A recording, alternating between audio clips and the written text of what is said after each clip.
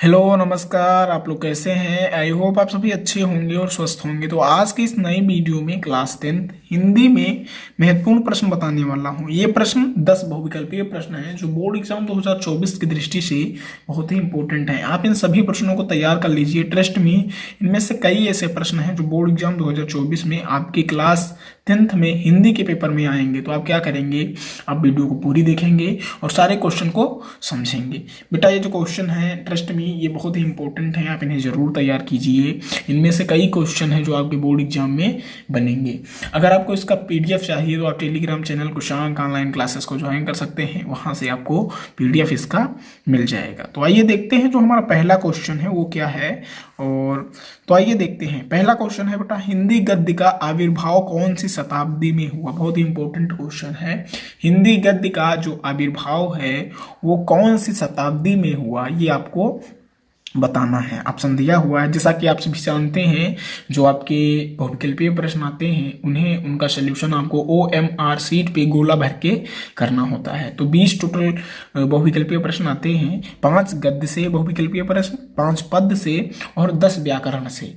इस प्रकार टोटल 20 बहुविकल्पीय प्रश्न आते हैं जिन्हें आपको कहाँ पे सॉल्व करना होता है? OMR सीट पे। तो मैंने 10 बहुविकल्पीय प्रश्न लेकर आया हूँ, इससे आपके 10 नंबर बोर्ड एग्जाम 2024 में पक्के हो जाएंगे। तो इसका ऑप्शन देखेंगे, ए नंबर 19वीं शताब्दी में, बी नंबर 16वीं शताब्दी में, सी नंबर 21वीं शताब्दी में और डी नंबर 13वीं शताब्दी में। तो इसका जो सही आंसर है वो ए नंबर है। 19वीं शताब्दी में हिंदी गद्य का जो आविर्भाव हुआ था वो हुआ था। ठीक है बेटा। दूसरा क्वेश्चन बहुत ही इंपॉर्टेंट है। श्रृंगार रस मंडन रचना के लेखक कौन है? जो श्रृंगार रस मंडन रचना है उसके लेखक कौन है? A number Gokulnath ji, B number Nabhadas, C number Baikunth Mani Shukla और डी नंबर विट्ठलनाथ।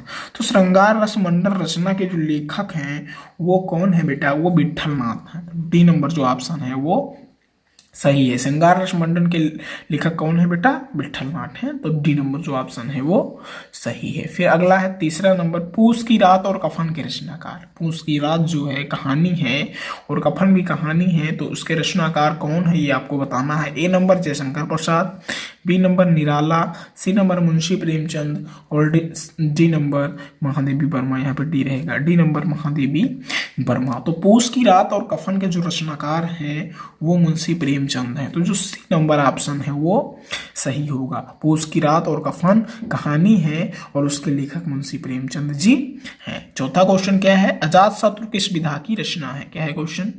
जो अजातशत्रु है, अजातशत्रु बेटा जयशंकर प्रसाद के द्वारा लिखित है और यह किस विधा की रचना है आपको बताना है। ए नंबर एकांकी है, बी नंबर नाटक है, सी नंबर उपन्यास है और डी नंबर कहानी है।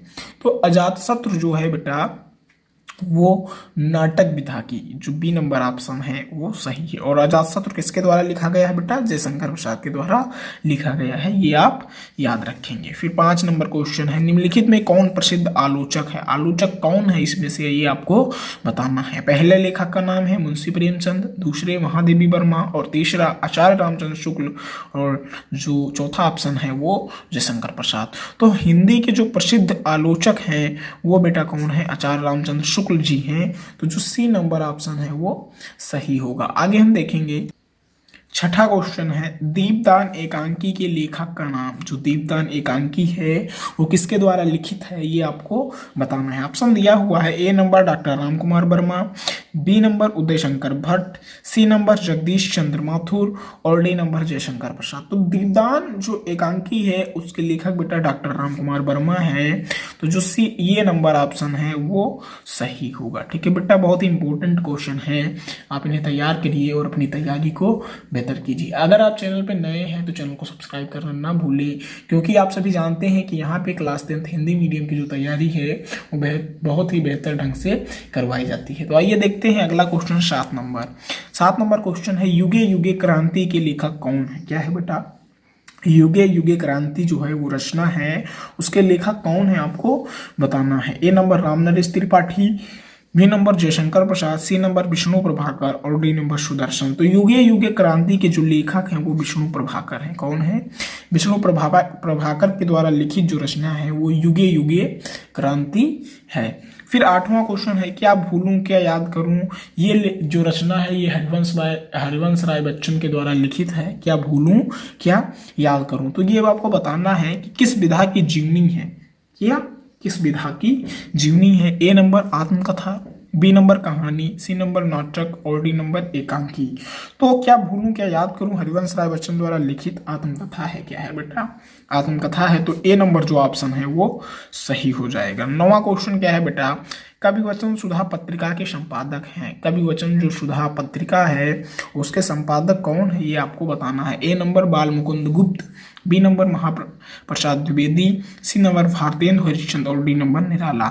तो कवि वचन सुधा जो पत्रिका है उसके संपादक भारतेंदु हरिश्चंद्र है। भारतेंदु हरिश्चंद्र के द्वारा कवि वचन सुधा जो पत्रिका है उसका संपादन हुआ था। 10वां क्वेश्चन बहुत ही इंपॉर्टेंट है, लहरों के राजहंस नाटक के लेखक हैं।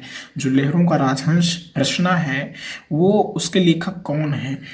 और लहरों के राजहंस नाटक जो है वो क्या है बेटा, नाटक विधा की रचना है। ए नंबर मोहन राकेश है, बी नंबर जयशंकर प्रसाद हैं, सी नंबर धर्मवीर भारती हैं और डी नंबर गोविंद दास जी हैं। तो लहरों के जो राजहंस हैं उनके जो नाटक के लेखककार हैं वो कौन है बेटा, मोहन राकेश हैं। कौन है?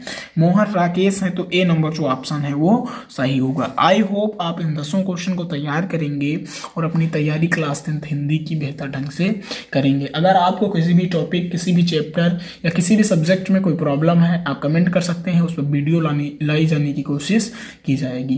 तो फिर मिलते हैं अगली वीडियो में, तब तक के लिए धन्यवाद। जय हिंद।